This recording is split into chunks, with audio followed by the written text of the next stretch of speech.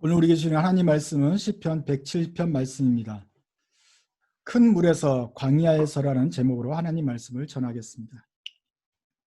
한국교회에 150년 정도 복음이 들어온 지가 되었지만 이렇게 오랫동안 교회가 예배를 드리지 못한 적이 없었습니다.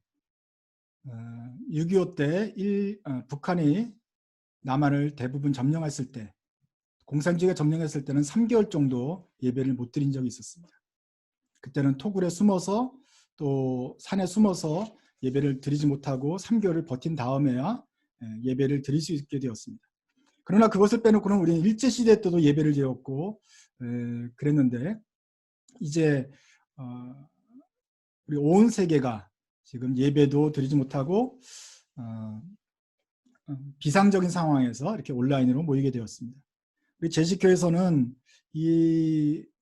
처음에 한두 주 가정에서 예배 드리는 것을 시행한 다음에 이것이 이제 오래 가게 될 것 같으니 이제 줌으로라도 모여야겠다 이렇게 결정을 했습니다.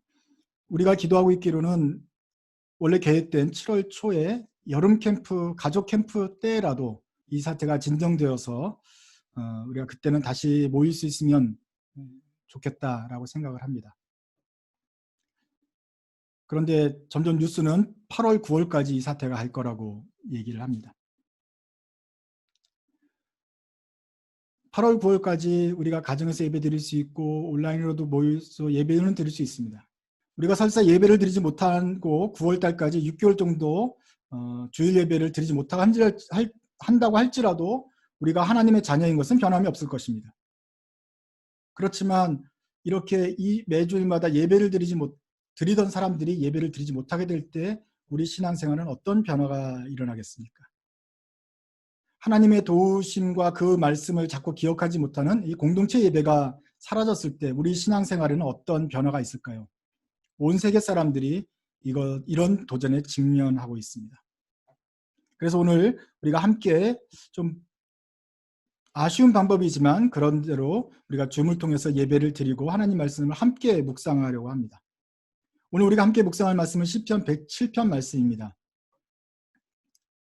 여호와께 감사하라. 그는 선하시며 그 인자하심이 영원함이로다. 여호와의 속량을 받는 자들은 이같이 말할지어다.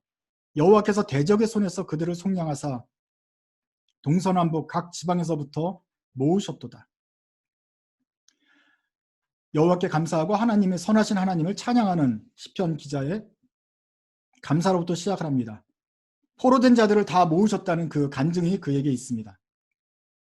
그런데 하나님의 도우심이 과연 어떻게 벌어지는지 또 그가 어떤 상황 속에서 감사하고 찬양하는지 한번 살펴보시기 바랍니다. 4절부터는 광야 사막길에 있었던 출애굽기 이야기를 생각하면서 찬양을 합니다. 그들이 광야 사막길에서 방황하며 거주할 성읍을 찾지 못하고 줄이고 목이 말라 그들의 영혼이 그들 안에서 피곤하였도다. 이에 그들이 근심 중에 여호와께를 부르짖음에 그들의 고통에서 건지시고 또 바른 길로 인도하사 거주할 성읍에 이르게 하셨도다. 여호와의 인자하심과 인생에 행하신 기적으로 말미암아 그를 찬송할지로다. 그가 사모하는 영혼에게 만족을 주시며 줄인 영혼에게 좋은 것으로 채워 주심이로다. 광야에서도 피곤하고 힘들었지만 하나님께서 여호와께 부르짖을 때에 그 백성들을 건지셨다. 하나님을 사모하는 영혼에게 만족을 주셨다. 좋은 것으로 채우셨다고 찬송을 합니다. 우리는 일의 결국을 이미 알고 있기 때문에 백성들이 광야에서 어렵고 목이 말라도 하나님이 반석에서 물을 내셔서 살려주셨지라고 쉽게 생각을 합니다. 다른 사람의 일이니 고통 속에서 겪었다가도 하나님이 건져주셨으니 다행이다 이렇게 쉽게 말을 합니다. 그렇지만 여러분들이 그 광야에 겪었다고 생각하십시오. 여러분이 그런 광야를 겪을 때는 어땠습니까? 우리가 지금 그 광야를 겪고 있다는 생각을 가지고 10절부터 또 계속 읽어보겠습니다. 사람이 흑암과 사망의 그늘에 앉으며 곤고와 쇠사슬에 매임은 하나님의 말씀을 거역하며 지존자의 뜻을 멸시함이라. 그러므로 그가 고통을 주어 그들의 마음을 겸손하게 하셨으니 그들이 엎드러져도 돕는 자가 없었도다. 고통이 조금 있으면 힘들고 버텨내지만 이것이 크면 사람은 흑암과 사망의 그늘에 앉은 상태가 됩니다. 공고와 쇠사슬에 매이면서 내가 하나님 말씀 무슨 거역한 것이 있을까? 하나님의 뜻을, 지존자의 뜻을 멸시하고 내가 교만했었는가 하면서 겸손하게 되면서 도울 자를 찾게 되는 것입니다. 광야에서 물을 찾듯이 그 목이 가라하게 됩니다. 우리가 잠깐 고통받는 것이 아니라 그 고통이 조금 더 심해져야 우리 안에서 변화가 일어납니다. 그 변화는 부르짖는 것으로 나타납니다. 이에 그들이 그 환난 중에 여호와께 부르짖음에 13절에서 백성들이 광야의 목마름을 참다가 죽음의 고통까지 직면한 다음에야 여호와께 부르짖게 됩니다. 물론 그전에도 기도했을 것입니다. 그러나 그전에는 기도였습니다. 이번에는 부르짖는 기도, 죽음에서 여호와의 도움을 구하는 기도입니다. 그때서야 하나님이 그들의 고통에서 구원하십니다. 그리고 흑암과 사망의 그늘에서 인도하여 내시고 그들을 얽어맨 줄을 끊으셨습니다. 여호와의 인자하심과 인생에 행하신 기적으로 말미암아 그를 찬송할지로다. 그가 논문을 깨뜨리시며 쇠빗장을 꺾으셨음이로다. 미련한 자들은 그들의 죄악의 길을 따르고 그들의 악을 범하기 때문에 고난을 받아 그들은 그들의 모든 음식물을 싫어하게 되어 사망의 문에 이르렀도다. 이에 그들이 그들의 고통 때문에 여호와께 부르짖음에 그가 그들의 고통에서 그들을 구원하시되 그가 그의 말씀을 보내어 그들을 고치시고 위험한 지경에서 건지시는도다. 여호와의 인자하심과 인생에 행하신 기적으로 말미암아 그를 찬송할지로다.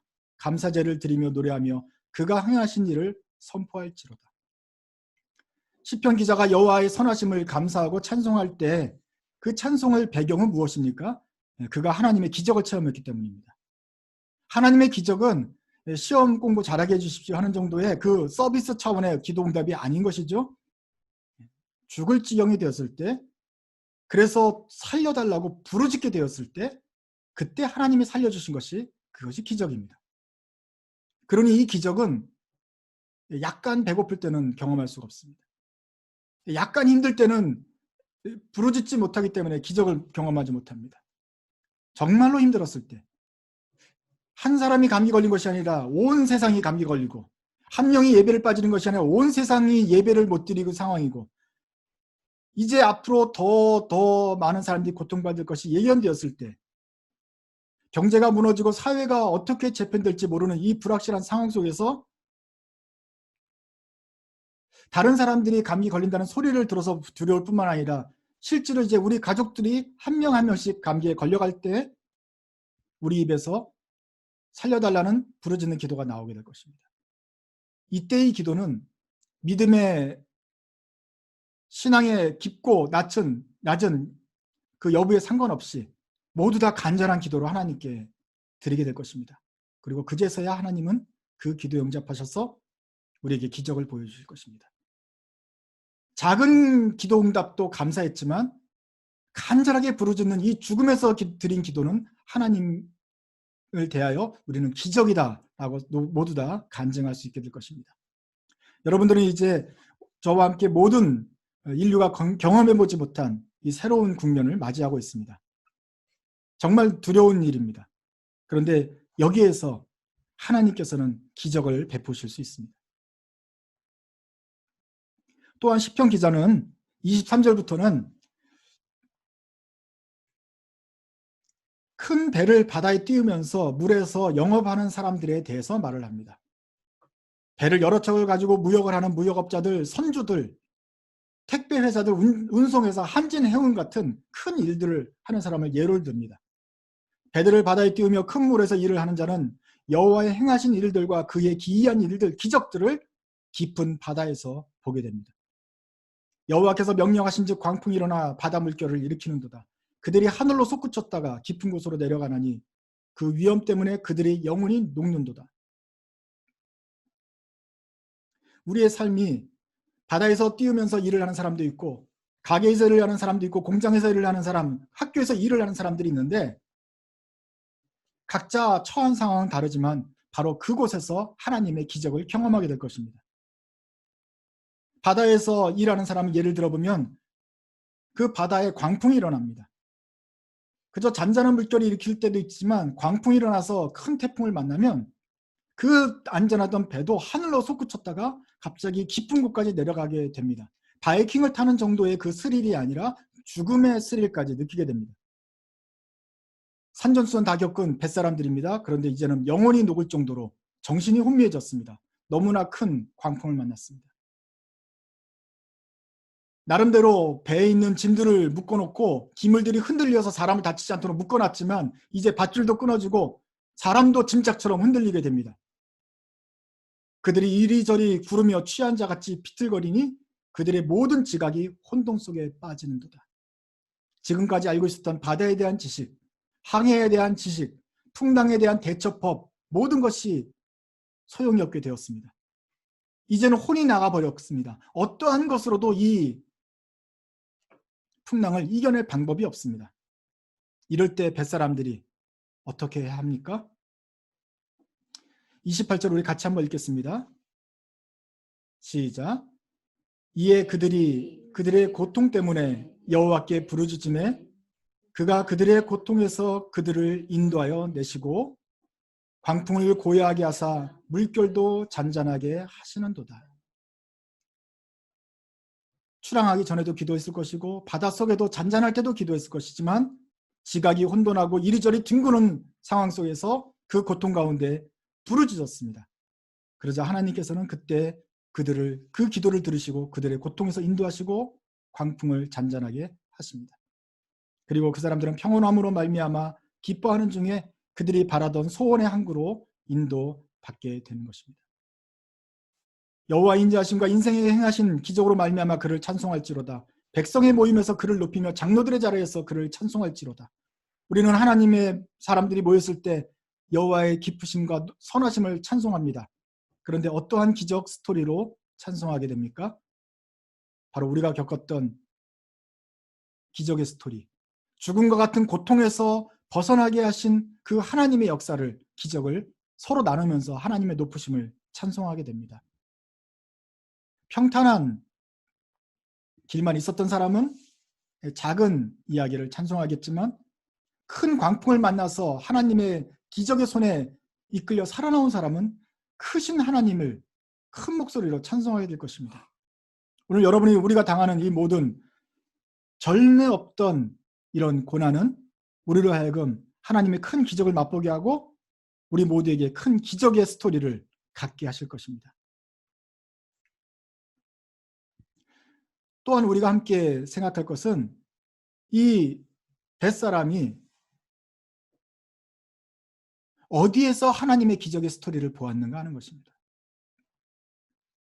배들을 바다에 띄우며 큰 물에서 일을 하는 사람은 하나님의 행하신 일들과 귀한 일들을 깊은 바다에서 본다고 했습니다. 광풍을 맞서서 배를 젓는 사람은 바다에서 하나님을 보는 것이고 어려운 공부를 하면서 그 학교에 다니는 사람은 바로 그 학교에서 교과서를 들추면서 거기서 하나님의 크신 행하신 일을 보게 됩니다. 가게에서 일을 하든지 직장에서 일을 하는 사람은 바로 그 직장에서 하나님 여호와의 행하신 일과 기이한 일을 경험하게 되는 것입니다. 많은 사람들이 교회에 오기를 사모합니다. 저도 그렇습니다. 우리가 주차장에서 모여서라도 드라이브인 뚜루라도 예배를 좀 드려서 한 장소에서 모였으면 좋겠습니다. 그러나 여러분, 이 시기에 우리가 하나님을 만나는 장소는 교회당만이 아닙니다. 여호와의 기이한 일을 보는 것은 우리가 모인 조용한 곳만이 아닙니다. 바로 우리가 일하는 곳, 그 깊은 바다 속에서, 그 연구실 속에서, 학교에서 온라인 수업하는 그 컴퓨터 앞에서 여러분들은 여호와의 행하신 일들과 기이한 일들을 보게 될 것입니다. 왜냐하면 우리가 그 안에서 하나님께 부르짖을 것이기 때문입니다. 그러면 주님이 더 이상 답답해서 경제적인 불안 때문에, 세상 공포 때문에, 염려 때문에, 질병 때문에 힘들어하던 우리의 기도를 들으시고 주님은 기이한 일을 각자에게 보여주실 것입니다. 우리가 다시 모인 날에는 여호와의 사람들 앞에서, 백성들 앞에서 우리의 행하신 그 기이한 일들을 서로 나누면서 하나님을 찬송하게 될 것입니다.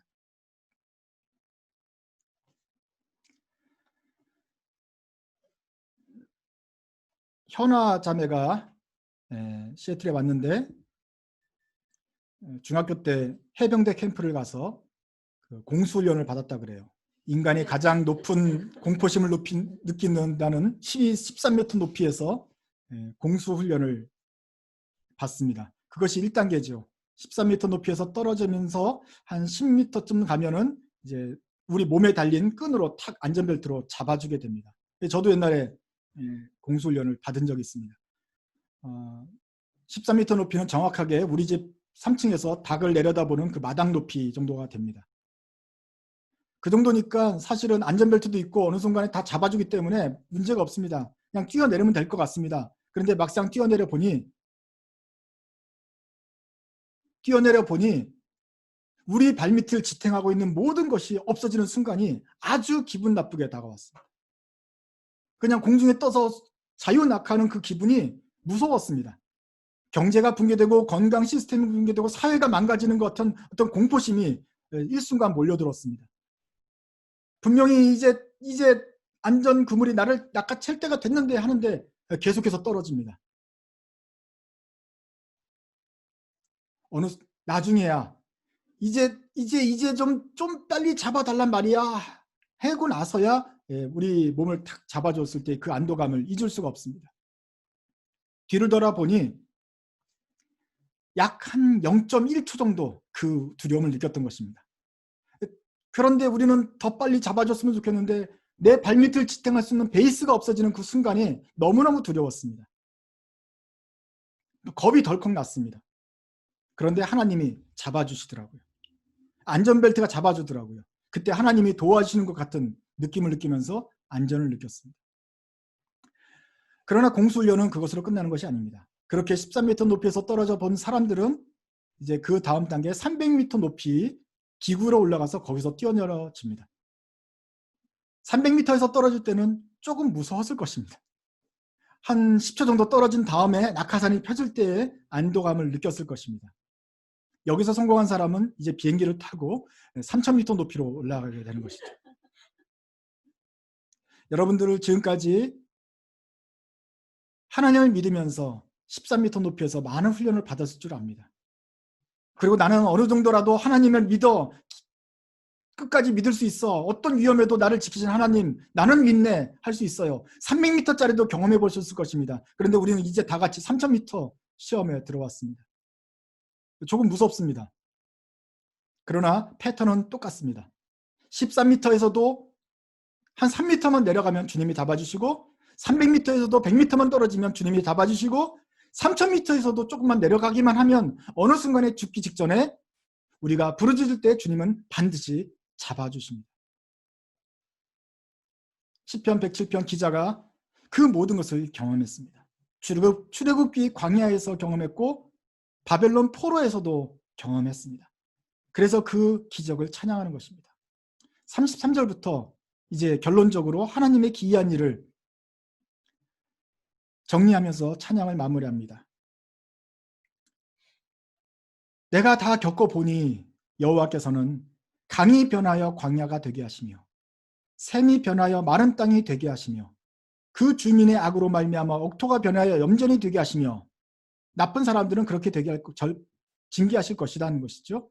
그러나 선한 사람에게는 광야가 변하여 못이 되게 하시며 마른 땅이 변하여 샘물이 되게 하시고 줄인 자들로 말미암아 거기에 살게 하사 그들이 거주할 성읍을 준비하게 하시고 밭에 파종하며 포도원을 재배하여 풍성한 소출 거두게 하시며 또 복을 주사 그들이 크게 번성하게 하시고 그의 가축이 감소하지 아니하게 하실지라도 다시 압박과 재난과 우환을 통하여 그들의 수를 줄이시며 낮추시는도다. 여호와께서는 고관들에게는 능력을 쏟아부으시고 길 없는 황야에서 유리하게 하시지만 궁핍한 자는 그들의 고통으로부터 건져주시고 그의 가족을 양떼같이 지켜주시나니 정직한 자는 보고 기뻐하며 모든 사악한 자는 자기 입을 봉하리로다. 악인은 떨며 흩어질 것이지만 정직한 의인은 하나님의 행하신 일을 보고 결국은 기뻐하고 감사하게 될 것입니다. 지혜 있는 자들은 이러한 일을 지켜보고 여호와의 인자하심을 깨달을 것이다 라고 시편 기자는 찬송을 마무리합니다. 저는 이 고난의 때에 우리가 107편을 묵상하면서 우리를 고난에서 건지실 하나님의 크심을 다시 한번 묵상하기를 원합니다. 또한 이번 주간은 예수님께서 십자가에 돌아가신 것을 기념하는 고난주간입니다. 이 고난주간에 우리는 107편 말씀과 부르짖는 기도를 생각하면서 예수님의 고난을 또 생각해 봅니다. 예수님께서는 우리를 위하여서 이 땅에 오시고 모든 죄를 짊어지고 우리를 대신하여 십자가에 잡히셨습니다. 죄 없이 사형을 당하셨습니다. 예수님도 아셨고 예수님이 누구보다도 하나님의 마음을 아셨지만 예수님도 속상하셨습니다. 그 길을 가는 것을 알고 있었지만 예수님이 바로 잡히기 전날에 성찬을 제정하시고 성찬식을 마치신 다음에 제자들과 함께 하신 것은 겟세마네 동산에 가서 기도하신 것입니다. 예수님이 기도하실 때 그때 땀방울이 피가 될 정도로 고통스러우셨습니다. 그 다음에 잡히셨고 매 맞고 침뱉음을 당하고 십자가에 달리셨습니다. 부르짖는 것은 광야에서 목이 마른 사람만 부르짖는 것이 아닙니다. 풍랑을 만난 뱃사람만 부르짖는 것이 아닙니다. 예수님도 십자가에 달리셨을 때 부르짖으셨습니다. 너무나도 아프고 고통스러운 나머지 엘리 엘리 라마 사박다니 하나님 하나님 어찌하여 나를 버리셨습니까? 하나님을 믿고 신뢰하지만 고통 가운데 부르짖는 기도를 들으셨던 것입니다. 과연 하나님은 예수님을 살리셨을까요? 과연 하나님은 예수님이 가장 어려운 순간에 무덤까지 내려가는 그 가장 비참한 순간에 주님은 손을 뻗어서 예수님을 구원하셨을까요? 3일 동안이나 예수님은 무덤에 내려가 계셨습니다. 바로 그때 사흘째 날 주님께서 예수님을 살리셨습니다. 하나님이셨기 때문에 죽음도 예수님을 가둘 수가 없었고 부활을 선물로 주셨습니다. 여러분, 예수님께서 경험한 이 기적, 이것이야말로 죽음에서 살아난 기적입니다. 시편 기자가 경험했던 기적이고 우리가 13m 높이에서 지금까지 경험해왔던 기적입니다. 이제 3000m 높이에서 다 같이 떨어질 때 여러분들은 이 믿음을 갖고 내려가십시오. 그리고 하나님께서 우리를 건지시는 것을 보면서 찬송하고 여호와의 회중에서 주님을 높이십시오. 불안하고 알지 못하는 그 위험 가운데 불평하기보다는 다시 한번 나에게 간증을 주실 하나님을 기억하시기 바랍니다. 그러면 우리들만의 시편 107편이 쓰여지게 될 것입니다.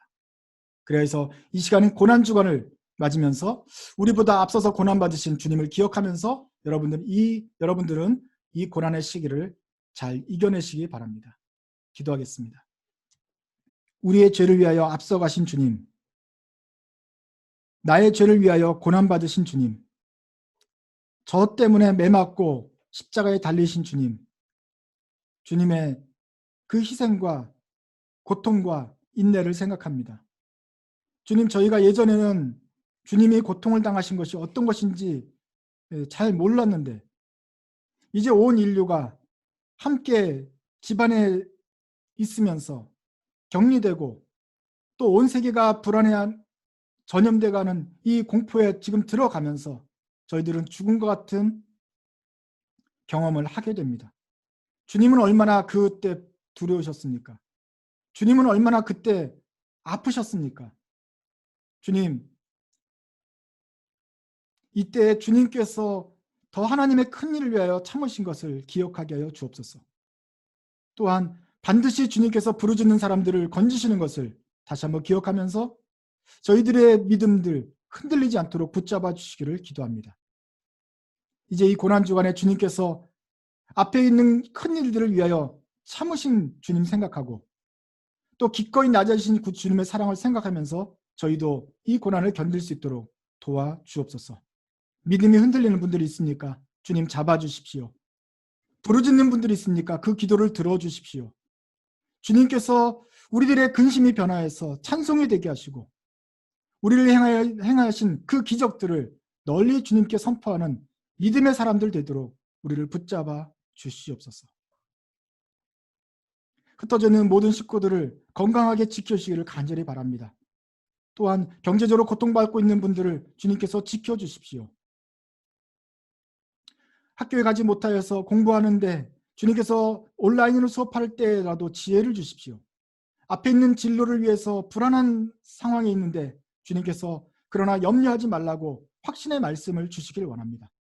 그래야 해서 우리가 사나 죽으나 주님 안에 있다는 것이 얼마나 큰 기쁨이고 찬송할 제목인지 모두 다 확신하면서 이 시기를 넘기게 하여 주시옵소서. 예수님의 이름으로 기도드립니다. 아멘.